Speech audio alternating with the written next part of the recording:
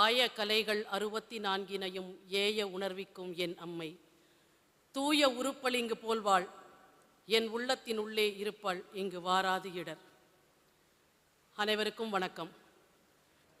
சக்தி கொடு என்பது இன்றைக்கு நான் உங்களிடையே அனுபவிக்கக்கூடிய தலைப்பு. என்னடா இது, எடுத்த உடனே ஒரு ஆதிசங்கரர் செல்வம் வேண்டும்னு ஒரு தாயண்ட போய் கேட்பாளா அப்படின்னு நமக்கு ஒரு யோசனை வரும். ஞானிகள் வாழ்க்கையிலே செல்வம் வேண்டும் என்று கேட்டிருக்கிறார்கள், பொருள் வேண்டும் என்று கேட்டிருக்கிறார்கள். ஆனால் ஞானிகள் கேட்ட பொருளுக்கும் நாம் அம்பாளிடம் கேட்கக்கூடிய பொருளுக்கும் வேறுபாடு உண்டு. வாழ்க்கையை வாழ்வதற்கான பொருளை நாம் அம்பாளிடம் கேட்கிறோம், வாழ்க்கையின் பொருளை ஞானிகள் அம்பாளிடம் கேட்கிறார். இந்த கனகதாரா ஸ்தோத்திரம் எந்த சூழ்நிலையில பாடப்பட்டதுன்னு ஆன்மீக அன்பர்களான உங்கள் அனைவருக்கும் ரொம்ப நன்னா தெரியும். பவதி பிக்ஷாம் தேகின்னு வீடு வீடா போய் பிக்ஷைக்கு போகக்கூடிய சங்கரன், பிரம்மச்சாரியான சங்கரன் பவதி பிக்ஷாம் தேகின்னு ஒரு ஆத்து முன்னாடி நிற்கிறார். நிற்கின்ற பொழுது உள்ள இருக்க அந்த தாய் ஒரு வயதான மூதாட்டி, அவளுக்கு வீட்டில் கொடுக்கறதுக்கு எதுவும் இல்லை, கண்ணு நிறைய கண்ணீர் இருக்கு, மனசு நிறைய அன்பு இருக்கு. என்பும் உரியர் பிறர்க்குன்னு வள்ளுவன் சொல்லுவாரே, அன்பிலார் எல்லாம் தமர்க்குரியர் அன்புடையார் என்பும் உரியர் பிறர்க்குன்னு அந்த அன்பு அவ மனசு முழுக்க இருக்கு. அம்மா, ஒரு குழந்தைய ஆத்து முன்னாடி வந்து பவதி பிக்ஷாம் தேகின்னு கேட்கிற பொழுது என்னால் அவனுக்கு எதுவும் கொடுக்க முடியாத ஒரு சூழலை ஏற்படுத்திட்டேமான்னு வீட்டுக்குள்ள போய் தேடுறா. ஒரே ஒரு நெல்லிக்கனி இருக்கிறது. அந்த நெல்லிக்கனிய மனசு முழுக்க இருக்கக்கூடிய அந்த அன்பு கனியாக நினைத்து கொண்டு வந்து அந்த ஆதிசங்கர பகவத் பாதால் பிக்ஷாம் தேகின்னு கேட்கிற போது அவற்றை கொடுக்குறா. அவளுடைய அந்த வறுமையான நிலைமையை பார்த்தாரு. அவள் கொடுத்த நெல்லிக்கனி மிகச்சிறியது, ஆனால் அவள் மனதிலே மலர்ந்திருந்த அன்பு கனியோ மிகப்பெரியது. அந்த அம்பாளை பார்த்து பாடினார். அப்ப கனகதாரா ஸ்தோத்திரத்தை பாடி அவர் வேண்டுகின்ற பொழுது வீட்டிலே தங்க நெல்லிக்கனிகளாக அங்கே கொட்டுகின்றன.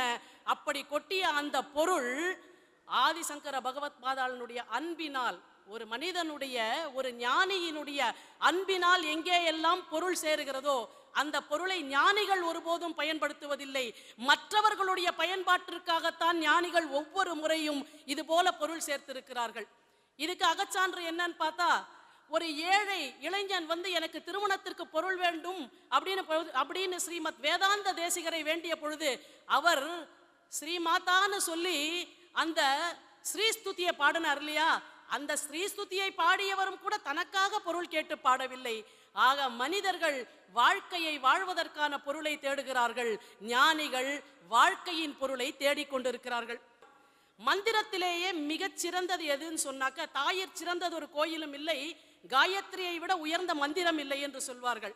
இந்த காயத்ரி மந்திரத்தை எதற்காக, யாரை நோக்கி சொல்லுகிறோம் என்று பார்த்தால், சூரிய பகவானை துதித்து சொல்லக்கூடியதுதான் காயத்ரி மந்திரம். ஒரு கதை சொல்லுவார்கள். ஒருத்தன் வழிபோக்கன் ஊரை விட்டு ஊர் போயிட்டு இருந்தான். ராத்திரி நேரம் ஆயிப்போச்சு.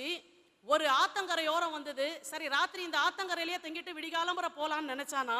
ஆத்தங்கரையில் அப்படியே தங்குகிறான். அசதி ஆயிடுத்து. அப்படியே தூங்குகிறான். கொஞ்சம் தூக்கம் கலைஞ்சி பார்க்கின்ற பொழுது இன்னும் விடியவில்லை சரியாக. ரொம்ப பொழுது போல என்ன செய்யறதுன்னு தெரியல. பக்கத்துல ஏதோ ஒரு மூட்டை மாதிரி இருக்கு. மூட்டையில் இருக்கக்கூடிய ஒரு கல்லா எடுத்து எடுத்து எரிந்து கொண்டு இருக்கிறான். அப்பொழுது இன்னும் விடியவில்லை, இன்னும் வெளிச்சம் வரல. கடைசியா இருந்த கல்லை எடுத்து எரிகின்ற பொழுது சூரியன் உதயமாகிவிட்டான். சூரியனுடைய அந்த கிரணம் அந்த கல்லுல பட்டுது. அதுக்குள்ள அந்த கல் அவன் கையை விட்டு வெளியே போய்விட்டது. தண்ணியில விழ போறது. பார்த்தான், பெரிய விலை உயர்ந்த மாணிக்க கல் அது. அப்பதான் அவனுக்கு தெரிஞ்சது, மூட்டை நிறைய மாணிக்க கற்களும் மரகத கற்களையும் தான் நாம் வெறும் கற்கள் இருந்து இவ்வளவு நேரமா நம்ம எரிஞ்சிட்டோமே, ஐயோ இனிமே அந்த ஆத்துல போய் நம்ம அதை எடுக்க முடியாதேன்னு வருத்தப்பட்டான். நாமும் நம்முடைய வாழ்க்கையில அஞ்ஞானம் என்ற இருட்டிலே இருந்து கொண்டு அம்பாள் கொடுக்கக்கூடிய அற்புதமான அன்பு, பாசம், நேசம் என்ற அந்த அருமையான மாணிக்க மரகத கற்களை எல்லாம் ஒன்றொன்றாக விட்டெறிந்து விட்டு அந்த கடைசி வெளிச்சம் நம்மை அழைத்து போகக்கூடிய அந்த கடைசி வெளிச்சம் நமக்கு வரும்போதுதான், ஐயோ அவ்வளவையும் இந்த பவசாகரத்துல நான் போட்டுட்டனே.